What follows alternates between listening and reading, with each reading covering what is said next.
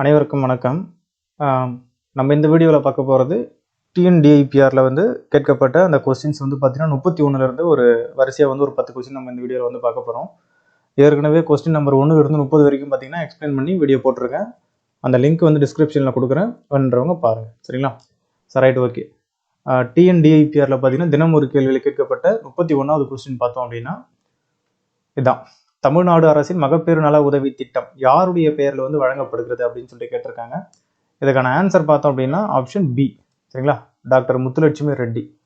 So இந்த மகப்பேறு அந்த நிதி உதவி திட்டத்தை பார்த்தீங்கன்னா நம்ம கொஞ்சம் டீட்டெயில்டாக பார்க்கலாம். இங்கே பாருங்கள், டாக்டர் முத்துலட்சுமி ரெட்டி மகப்பேறு நிதி உதவி திட்டம் பார்த்தீங்கன்னா ஆக்சுவலாக இந்த திட்டம் எப்போ தொடங்கியிருப்பாங்கன்னா 1987 தொடங்கியிருப்பாங்க. அப்போ தொடங்கும்போது நேம் என்னன்னா மகப்பேறு நிதி உதவி திட்டம் மட்டும்தான். சரிங்களா? டாக்டர் முத்துலட்சுமி ரெட்டி அப்படிங்கிற அந்த பேர் இருக்காது.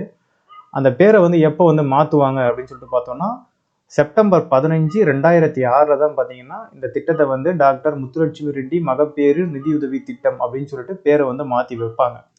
1987 இந்த மகப்பேறு நிதி உதவி திட்டம் தொடங்குறதுக்கான ஒரு ரீசன் என்னன்னா ஐஎம்ஆர் அப்புறம் எம்எம்ஆர். சரிங்களா? இந்த விகிதத்தை குறைக்கணும் அப்படிங்கிறதுக்காக தான் 1987 பார்த்தீங்கன்னா இந்த திட்டம் தொடங்கியிருப்பாங்க. ஐஎம்ஆர் அப்படிங்கிறது ஒன்றும் இல்லை, குழந்தை இறப்பு விகிதம். எம்எம்ஆர் பார்த்தீங்கன்னா தாய்மார்களுடைய இந்த இறப்பு விகிதம். இதை குறைக்கணும் அப்படிங்கிறதுக்காக கொண்டு வரப்பட்ட ஒரு திட்டம் தான். இது 2006 செப்டம்பர் 5 பார்த்தோம்னா இந்த பேரை மாற்றிருக்காங்க. இந்த திட்டத்தினுடைய மிக முக்கியமான நோக்கம் அப்படின்னு சொல்லிட்டு பார்த்தோம்னா இந்த கர்ப்பிணி பெண்களுக்கு, அதாவது பாலூட்டும் தாய்மார்களுக்கு பார்த்தீங்கன்னா ஊட்டச்சத்து கொடுக்கணும். ஊட்டச்சத்து அளித்து இதன் மூலமாக தாய் மற்றும் சேய் அந்த இறப்பு விகிதத்தை குறைக்கணும். தாய் சேயினுடைய அந்த இறப்பு விகிதத்தை குறைக்கணும் அப்படிங்கிறது தான் இதனுடைய மிக முக்கியமான நோக்கம். அதே மாதிரி இந்த எடை குறைவாக பிறக்கக்கூடிய இந்த குழந்தைகளுடைய இந்த பிறப்பு தடுக்கணும் அப்படிங்கிறது இதனுடைய நோக்கமாக வச்சிருக்காங்க. இந்த திட்டத்தினுடைய சிறப்பம்சம் என்ன அப்படின்னு சொல்லிட்டு பார்த்தீங்கன்னா இந்த திட்டத்தினுடைய அதாவது பெனிஃபிட்ஸ் என்னன்னு சொல்லிட்டு பார்த்தோம்னா அதாவது உதவித்தொகை பார்த்தீங்கன்னா 18,000 கொடுக்குறாங்க. எப்பத்துல இருந்துன்னா ஏப்ரல் 1, 2018 கர்ப்பிணி பெண்கள் பெண்களுக்கு பார்த்தீங்கன்னா தங்களுடைய குழந்தையை நல்ல முறையில் பெற்றெடுக்கணும் அப்படின்னு சொல்லிட்டு உதவித்தொகையை 18,000 அப்படிங்கிறது வழங்குறாங்க. 2018க்கு முன்னாடி 12,000 அப்படிங்கிறது கொடுத்துட்டு இருந்தாங்க. சரிங்களா? சூப்பர். இப்போ அட் ப்ரெசென்ட் பார்த்தீங்கன்னா 18,000. ஸோ இதுதான் ரொம்ப முக்கியம். இந்த 18,000 அவங்க எப்படி கொடுக்குறாங்க அப்படின்னா 14,000 ரொக்கமாகவும் மீதி இருக்கக்கூடிய 4,000 ரூபாய்க்கு பார்த்தீங்கன்னா ஊட்டச்சத்து பெட்டகமாக கொடுக்குறாங்க. அந்த 4,000 ரூபாய்க்கான அந்த ஊட்டச்சத்து பெட்டகத்தை 2 தவணையாக கொடுக்குறாங்க. 2 பெட்டகம் சொல்லிட்டு 2 ஊட்டச்சத்து பெட்டகம் அப்படின்னு சொல்லிட்டு கொடுக்குறாங்க. இந்த 14,000 அந்த பணத்தை பார்த்தீங்கன்னா 3 தவணையாக கொடுக்குறாங்க. சரிங்க? ஸோ ஞாபகம் வச்சுக்கணும்.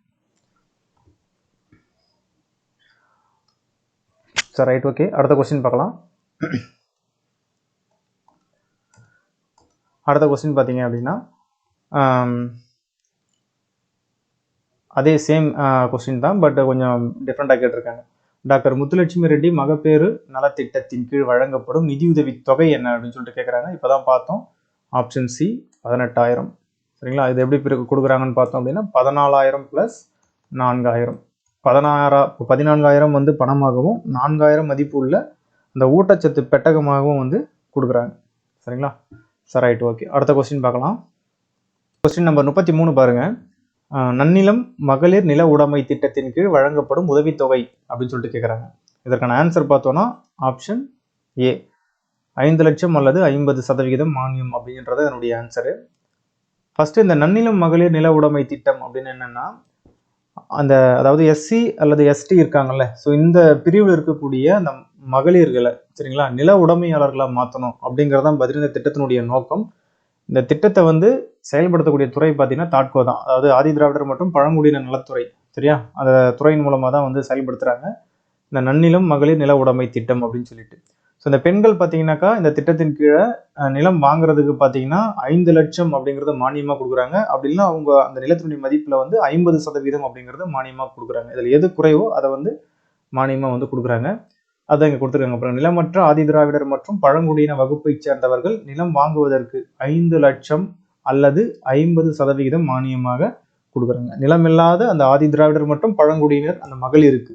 ஸோ இந்த திட்டத்தின் மூலமாக பார்த்தீங்கன்னா அப்படி அவங்க வாங்கக்கூடிய அந்த நிலத்தை பத்திரப்பதிவு செய்கிறாங்க இல்லைங்களா, அப்படி பத்திரப்பதிவு செய்யக்கூடிய அந்த நிலங்களுக்கு பார்த்தீங்கன்னா 100% முத்திரைத்தாள், அந்த முத்திரைத்தாள்கள் மற்றும் அந்த பதிவு கட்டணம் கிடையாது அப்படிங்கிறதையும் சொல்லியிருக்காங்க. அது மட்டும் இல்லாமல் அரசாங்கம் கொடுக்கக்கூடிய அந்த மானியம் போக மீத தொகையை வந்து அவங்க வங்கிகளில் வந்து கடனாகவும் வந்து வாங்கலாம். சரிங்களா? அப்படி அவங்க வாங்கக்கூடிய அந்த கடனுக்கு பார்த்தீங்கன்னா இந்தியன் ஓவர்சீஸ் வங்கியின் மூலமாக பார்த்தீங்கன்னா 6% வட்டி வந்து கடன் பெறலாம். அதாவது 6% வட்டியில் அந்த கடனுக்கு வந்து வெறும் 6% வட்டியில் வந்து என்ன பண்ணுறாங்க, கடன் பெறலாம் அப்படிங்கிறத வந்து கொடுத்துருக்காங்க. சரிங்களா? ஸோ இதை வந்து இந்த ஸ்கீமை வந்து செயல்படுத்தக்கூடிய துறை பார்த்தீங்கன்னா தாட்கோ தான். ஸோ தாட்கோ அதாவது இந்த திட்டத்தின் தொடர்பான இந்த விவரம் தெரியும்னா மாவட்ட தாட்கோ மேலாளரை பார்த்தீங்கன்னா அன்னைக்கு விவரம் வந்து பெறலாம் அப்படிங்கிறத வந்து சொல்லியிருக்காங்க. Sir right, okay. அடுத்த கொஸ்டின் பார்ப்போம். கொஸ்டின் நம்பர் 34 பாருங்க. தமிழ்நாடு அரசின் எந்த திட்டத்திற்கு 2024ஆம் ஆண்டுக்கான ஐநா இடைநிலை குழு, அதாவது United Nation interagency task force அப்படிங்கிற விருது வந்து வழங்கியிருக்காங்க அப்படின்னு சொல்லிட்டு கேட்டிருக்காங்க. இதற்கான ஆன்சர் பார்த்தீங்கன்னா பி, மக்களை தேடி மருத்துவம் அப்படிங்கிற அந்த திட்டம் தான். சரிங்களா? United Nation interagency task force award அப்படிங்கிறது பார்த்தீங்கன்னா 2024ஆம் ஆண்டுக்கான அந்த அவார்டை வந்து எந்த திட்டத்துக்கு வந்து கொடுத்துருக்காங்கன்னா தமிழ்நாட்டினுடைய அந்த மக்களை தேடி மருத்துவம் அப்படிங்கிற அந்த திட்டத்துக்காக கொடுத்துருக்காங்க. ஆக்சுவலாக அந்த மக்களை தேடி மருத்துவம் அப்படிங்கிற திட்டம் வந்து எப்போ தொடங்கியிருப்பாங்கன்னா 2021 ஆகஸ்ட் 5. சரிங்களா? ஆகஸ்ட் 5 தான் வந்து திட்டம் வந்து தொடங்கியிருப்பாங்க. அதாவது மக்களுடைய வீடுகளுக்கே போயிட்டு அவர்களுக்கு வந்து மருத்துவ சேவையை வந்து கொடுக்கணும் அப்படிங்கிறதான் பார்த்தீங்கன்னா இந்த மக்களை தேடி மருத்துவம் அப்படிங்கிற அந்த திட்டத்தினுடைய மிக முக்கியமான இந்த நோக்கம். சரிங்களா? ஸோ நீரிழிவு நோய், இந்த இந்த அழுத்தம், இந்த மாதிரியான இந்த இதுக்கு வந்து பார்த்தீங்கன்னா மருத்துவ வந்து சேவைகளை வந்து கொடுக்குறாங்க. சரிங்களா? சரி, ரைட், ஓகே. அடுத்த கொஸ்டின் பார்க்கலாம்.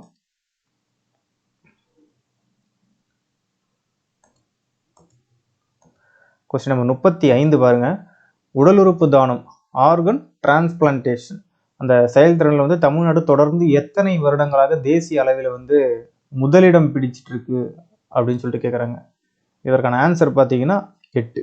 சரிங்களா? ஸோ 8 ஆண்டுகளாக தொடர்ந்து தமிழ்நாடு பார்த்தீங்கன்னா உடல் உறுப்பு தானத்தில் தொடர்ந்து முன்னணியில் வந்து இருக்குது அப்படிங்கிறது நம்ம தமிழ்நாட்டுக்கு வந்து ஒரு பெருமை சேர்க்கும் விதமாக வந்து இருக்குது அப்படிங்கிறத தெரிஞ்சுக்கணும். Sir right, okay. நாட்டிலேயே சிறந்த மாநிலமாக தமிழ்நாடு தொடர்ந்து 8வது முறையாக தேர்வு செய்யப்பட்டுள்ளது. சரிங்களா? அதாவது உடல் உறுப்பு அந்த அறுவை சிகிச்சை துறையில். Sir right, okay.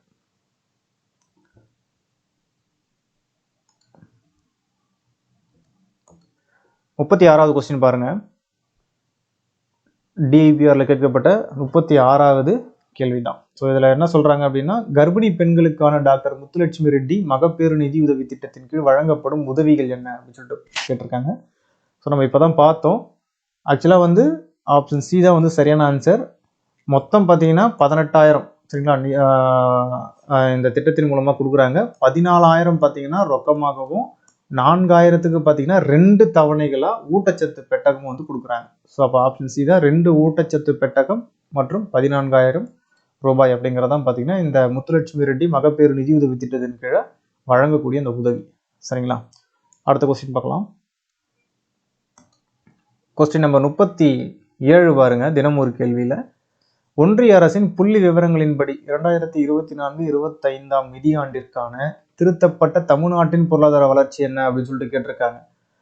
இதுக்கான ஆன்சர் பார்த்தீங்கன்னா ஆப்ஷன் பி, 11.19%. தமிழ்நாட்டினுடைய பொருளாதார வளர்ச்சி. சரிங்களா? 2024-25 எவ்வளோ பர்சன்ட்னா 11.19% அப்படிங்கிறது ஸோ அதற்கான ஆன்சர். சரிங்களா?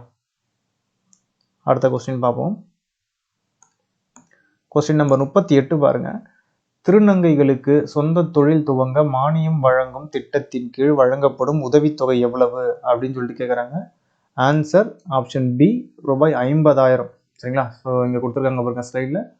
அதாவது திருநங்கைகள் சுய தொழில் தொடங்குறதுக்கு பார்த்தீங்க அப்படின்னாக்கா அதாவது அவர்கள் வந்து பொருளாதார ரீதியாக வந்து உயர்த்தணும், அந்த திருநங்கைகளையும் பொருளாதார ரீதியாக உயர்த்தணும் அப்படிங்கிறதுக்காக 50,000 வரைக்கும் பார்த்தீங்கன்னா மானியம் வந்து கொடுக்குறாங்க அவர்கள் வந்து சொந்தமாக தொழில் தொடங்குறதுக்கு. சரிங்களா? ஸோ இதுக்காக 1 கோடி வந்து நிதி வந்து ஒதுக்கீடு செஞ்சுருக்காங்க. சரிங்களா? 2021 முதல் 26ஆம் ஆண்டு வரை ஒவ்வொரு ஆண்டும் பார்த்தீங்கன்னா 1 கோடி வரைக்கும் நிதி வந்து ஒதுக்கீடு செஞ்சுருக்காங்க.